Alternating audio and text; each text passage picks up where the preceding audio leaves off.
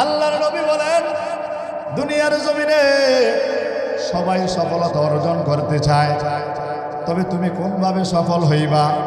দুনিয়া অর্জন কইরা না দুনিয়া বর্জন কইরা? যে দুনিয়া অর্জন করতে যাও, দুনিয়া তোমাকে আস্তে আস্তে জাহান্নামের রাস্তায় নিয়ে যাবে। আর যদি আল্লাহ তাআলার রাস্তায় চলিয়া দুনিয়াকে বর্জন করিয়া মালিকের পথ ধরো, আস্তে আস্তে তোমাকে আমার মালিক জান্নাতের পথ দেখায় দিবে। এজন্য নবী আমার বলেন, কোন ব্যক্তি চূড়ান্ত সফলতা অর্জন করতে পারে? আল্লাহ তাআলা বলেন, ফামান যুহজিহা আনিন নারি ওয়া উদখিলাল জান্নাতা ফাকাদ ফাজ। আল্লাহ তাআলা বলেন, দুনিয়ার জমিনের সফলতা নয় রে মুমিন। মূলত সফলতা হলো ওই যে হাসরের ময়দানে মালিক যখন বিচার কার্য কায়েম করে ফেলবে, এই বিচারের মধ্যে আমার মালিক যাকে জাহান্নাম থেকে মুক্তি দিয়ে জান্নাতের মধ্যে পাঠায়া দিবে, সেই হলো চূড়ান্ত সফলতা অর্জনকারী। সুবহানাল্লাহ। তাহলে এই সফলতা দুনিয়ার দ্বারা, দুনিয়ার তন্ত্র মন্ত্র দ্বারা পাওয়া যাবে না। তাহলে দুনিয়ার সফলতা দরকার না পরকালের সফলতা দরকার? দুনিয়ার সফলতা ক্ষণস্থায়ী, আর পরকালের সফলতা চিরস্থায়ী। দুনিয়ার সফলতা দ্বারা কি লাভ হবে? সকালবেলার ধনী দুই ফকির সন্ধ্যাবেলা নদীর এপার ভাঙ্গে ওপার ঘরে, এই তো নদীর খেলা। সকালবেলার ধনী রে তুই ফকির সন্ধ্যাবেলা নদী পেতে নৌকা চালাও কেরে মাঝি ভাই, বেলা ডুবার আগে আমি ওপার যেতে চাই। ডুবে গেলে বেলা আর ওঠে না, ভেঙে গেলে মেলা আর জমে না। ঠিক কিনা বলেন? অতএব দুনিয়ার সফলতা প্রয়োজন নাই, আখিরাতের সফলতা আমাদের অনুসরণ করতে হবে। এই আখিরাতের সফলতা আমরা কিভাবে পাবো? সুবহানাকা লা ইলমা লানা ইল্লা মা আল্লামতানা ইন্নাকা আনতাল আলিমুল হাকীম।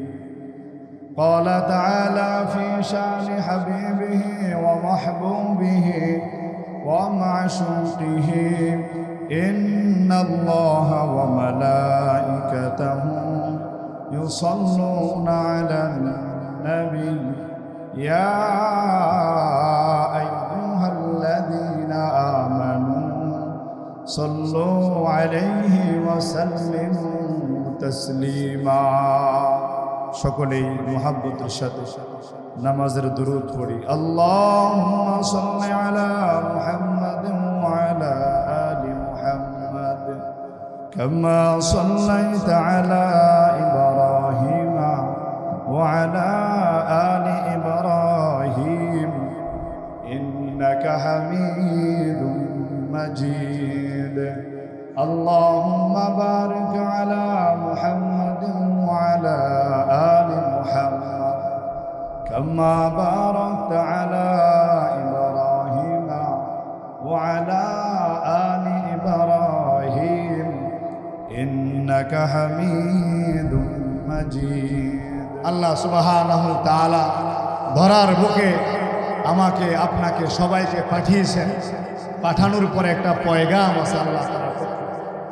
এই পৃথিবীর জমিনে যত মানুষ আছে, এই মানুষের ব্যক্তি জীবন, সাংসারিক জীবন, রাষ্ট্রীয় জীবন, সব জীবনে দুটা অবস্থা, প্রতিকূল অনুকূল। এক সময় অবস্থা খারাপ থাকবে, আরেক সময় অবস্থা ভালো থাকবে। আল্লাহ তাআলা বান্দাকে বিভিন্ন সময় বিভিন্ন হালাতের মধ্যে ফালাইয়া পরীক্ষা নেয়। এই পরীক্ষায় যেই বান্দা ধৈর্য ধারণ করে, যেই বান্দা সবর এখতিয়ার করে, যেই বান্দা আল্লাহ তাআলার উপর ভরসা করে, আল্লাহ তাআলা নিজেই ঘোষণা করে, বান্দা তুমি যেহেতু বিপদ আপদ মুসিবতে ধৈর্য ধারণ করেছো, আমি আল্লাহ তোমার সহায়ক হয়ে গেলাম। বলেন সুবহানাল্লাহ। তাহলে পরীক্ষা নেন কে? আল্লাহ তাআলা ধন দিয়েও পরীক্ষা নেয়, আবার দারিদ্রতা দিয়েও পরীক্ষা নেয়। কথা বলেন ঠিক কিনা? এই জন্য আল্লাহ তাআলা বলেন, وَلَنَبْلُوَنَّكُمْ بِشَيْءٍ مِّنَ الْخَوْفِ وَالْجُوعِ وَنَقْصٍ مِّنَ الْأَمْوَالِ وَالْأَنفُسِ وَالثَّمَرَاتِ। আল্লাহ তাআলা বলেন, গোলাম দুনিয়ার জমিনের মধ্যে আমি আল্লাহ তোমার কয়েকটা পরীক্ষা নেব, কয়েকটা পরীক্ষা নেব। এই পরীক্ষাগুলোর মধ্যে তুমি যদি উত্তীর্ণ হইতে পারো, পরীক্ষায় যদি পাশ করতে পারো, আমি আল্লাহ তাআলা জানাই দিলাম এই পরীক্ষাগুলো তুমি পাশ করলে আমি আল্লাহ তোমার জন্য এমন পুরস্কার রাখবো যেই পুরস্কারের কল্পনা কোনোদিনও তুমি বান্দা করো নাই। সুবহানাল্লাহ। আল্লাহ তাআলা বলেন লানাবুলওয়ান্নাকুম বিশাইইন, লানাবুলওয়ান্না লামে তাকিদ নুনে তাকিদ। ওলামায়ে কেরাম বুঝে লামে তাকিদ নুনে তাকিদের কি অর্থ? অর্থাৎ আল্লাহ তাআলা বুঝাইতে চায় দুনিয়ার যত মানুষ আছে আমি আল্লাহ তোমাকে একটা না একটা পরীক্ষা নেব। লানাবুলওয়ান্নাকুম লানাখতাবিরান্নাকুম। আল্লাহ বলেন সর্ব অবস্থায় তুমি হালাতে গারাবাত, হালাতে গারাত, দরিদ্র থাকো আর গিয়া ধনী থাকো, বাড়ির মালিক গাড়ির মালিক, যে অবস্থায় থাকো না কেন বান্দা আমি তোমার পরীক্ষা নেবই। এজন্য জিজ্ঞাসা করে দেখবেন দুই বাড়ির মালিক জিগাইলে কয় মনটা বেশি ভালো না, আছে না নাই? কথা বলেন আছে। তার মানে বোঝা গেল পরীক্ষা মালিক ধন দিয়েও নেয় আবার দরিদ্র অবস্থা নেয়।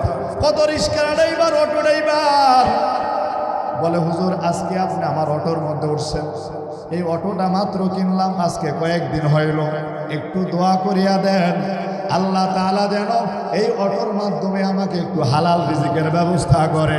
এই রিজিক দিয়ে যেন আমি আমার সন্তান আমার পরিবার পরিজন নিয়ে যেন একটু সুখে শান্তিতে বসবাস করতে পারি। তবে আমার মালিক এই অটোর মাধ্যমে যে রিজিক আমাকে দেয় এটা দ্বারাই আমি সন্তুষ্ট, আমার বেশি লাগে না। এমন ড্রাইভার আছে না নাই? আবার কিছু মানুষ এমন আছে হাজার হাজার টাকা মাইরা খায়, সকালেও টাকা কামায়, বিকালেও বহুত টাকা কামায়, কিন্তু তার পেট ভরে না। আল্লাহ রাসূল বলেন এই ব্যক্তির দুনিয়ার কোনো সম্পদ দ্বারা তার পেট ভরবে না যতক্ষণ পর্যন্ত কবরের মাটি তার পেটে ঢুকবে না। নাউজুবিল্লাহ। তাহলে বোঝা গেল অডেল সম্পদের মধ্যে শান্তি বলা যায় না, একবারে ভাঙ্গা কুড়ে করে থাকে অশান্তি বলা যায় না, কারণ দুঃখ সুখ দেওয়ার মালিককে। সবাই বলেন না কে? আল্লাহ তাআলা বলেন দুনিয়ার জমিনে কিছু পরীক্ষা নেবেন। এই পরীক্ষাগুলো কিভাবে হবে? লানাবুলওয়ান্নাকুম বিশাইইন। আল্লাহ তাআলা বলেন কিছু কিছু বিষয় দ্বারা পরীক্ষা নেব। ওয়ালানাবুলওয়ান্নাকুম বিশাইইন মিনাল খাউফি ওয়াল জুই। অনেক সময় ভয় ভীতির পরীক্ষা আসবে, অনেক সময় ক্ষুধার পরীক্ষা আসবে, অনেক সময় ধন সম্পদ ধ্বংস হয়ে যাবে। কত ব্যবসায়ী ভাই আছে লাখ লাখ টাকা নিয়ে ব্যবসা শুরু করছে, কিন্তু বছর প্রান্তে ব্যবসার মাল ধ্বংস হয়ে গেছে। আছে না নাই? আছে, বহু আছে। আবার এমনও বহু ব্যবসায়ী আছে স্বল্প পুঁজি নিয়ে ব্যবসা শুরু করেছিল, আল্লাহ তাআলার উপর ভরসা করার কারণে মালিক এই পরিমাণ বরকত দিছে, বরকত দিয়েছে। 100 টাকা দ্বারা শুরু করে এখন লাখ লাখ টাকার মালিক হয়ে গেছি। এরকম সব সময় আল্লাহ তাআলা পরীক্ষা নেয়। কখনো ধন সম্পদ ধ্বংস করে, কখনো আবার আল্লাহ তাআলা ধন দিয়ে, কখনো আবার ক্ষেত খামারকে ক্ষতিগ্রস্ত করে, টাকা পয়সা ধ্বংস করে। অনেকের ছেলে সন্তান ছোট্ট কালে মারা যায়।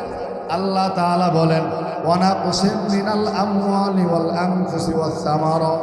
ও মুমিন, আমি আল্লাহ তোমাকে পরীক্ষা নিব, সন্তানাদি তোমার দুনিয়া থেকে নিয়ে যাব। তুমি ধৈর্য ধারণ করবা, তুমি সবর এখতিয়ার করবা। যদি সবর এখতিয়ার করতে পারো আমি আল্লাহ তাআলা একটা পুরস্কারের ঘোষণা দিয়া দেই। এই পুরস্কারটা দুনিয়ার জমিনের কোনো পুরস্কার নয়, আল্লাহ তাআলা নিজেই জানাই দিছে ওয়াবাশশিরিস সাবিরিন। আল্লাহ তাআলা বলেন ধৈর্যশীল বান্দার কোনো পুরস্কার নাই, কোনো পুরস্কার নাই, দুনিয়ার জমিনে কোনো পুরস্কার নাই, কিন্তু একটা পুরস্কার হাসরের ময়দানে আমি আল্লাহ তাআলা জানায়া দেব। এ ফেরেশতা তাকায় দেখো আমার এই বান্দার জান্নাতে যাওয়ার জন্য কি পরিমাণ সওয়াব দরকার। ফেরেশতারা বলবে আল্লাহ আপনার এই বান্দার জীবনটা গুনাহে গুনাহে কেটে গেছে, তার গুনার পাল্লাটা ভারী হয়ে গেছে, সওয়াবের পাল্লা একবার অল্প স্বল্প সওয়াব। আল্লাহ তাআলা বলবে ফেরেশতা শোনো আমার এই বান্দা দুনিয়ার জমিনে চলাকালে কত সহ্য করেছে, ধৈর্য ধারণ করেছে, বিভিন্ন মুসিবতে নৈরাশ না হয় আমি আল্লাহর উপর ভরসা করেছে। আমি আল্লাহ দুনিয়ার জমিনে একটা ঘোষণা করেছিলাম, যারা সবর এখতিয়ার করবে, ধৈর্য ধারণ করবে, তাদের জন্য একটা পুরস্কার, ওয়াবাশশির সাবিরিন। আল্লাহ তাআলা অন্য আয়াতে বলেছেন, ইন্নাল্লাহা মা'আস সাবিরিন। আল্লাহ তাআলা বলেন, হাশরের ময়দানে আমি আমার এই বান্দাগুলোকে বলবো, বান্দা আমি আজকে তোমাদের ধৈর্যের পুরস্কার একটাই দেব, আমি আল্লাহ তোমাদের জন্য হয়ে গেলাম। সুবহানাল্লাহ। আগামীকাল সকালে জোরে বলে সুবহানাল্লাহ। আল্লাহ তাআলা নিজেই বলবে তোমার ধৈর্যের পুরস্কার হলো আজকে আমি আল্লাহ তোমার। মাল্লাহুল মাওলা ফালাহুল কুল। যার জন্য আল্লাহ হয়ে যায় তার আর কিছু লাগেনি, লাগেও? আল্লাহ যার জন্য হয়ে যাবে তার কিছুই লাগবে না। ইন্নাল্লাহা মা'আস সাবিরিন। মাইয়াত কাকে বলে? মা মানে সাথে। এই মাইয়াতের অর্থ ভিন্ন। হাশরের মাঝে আল্লাহ নিজেই বলবেন, হে ফেরেশতা আমার এই বান্দাকে জানাও যে আমার এই বান্দা যেহেতু দুনিয়ার জমিনে দুঃখ কষ্ট যন্ত্রণা বঞ্চনা বিভিন্ন ধরনের কষ্ট সহ্য করে আসছে, আজকে তার পুরস্কার একটাই, আমি আল্লাহ তার জন্য হয়ে গেলাম।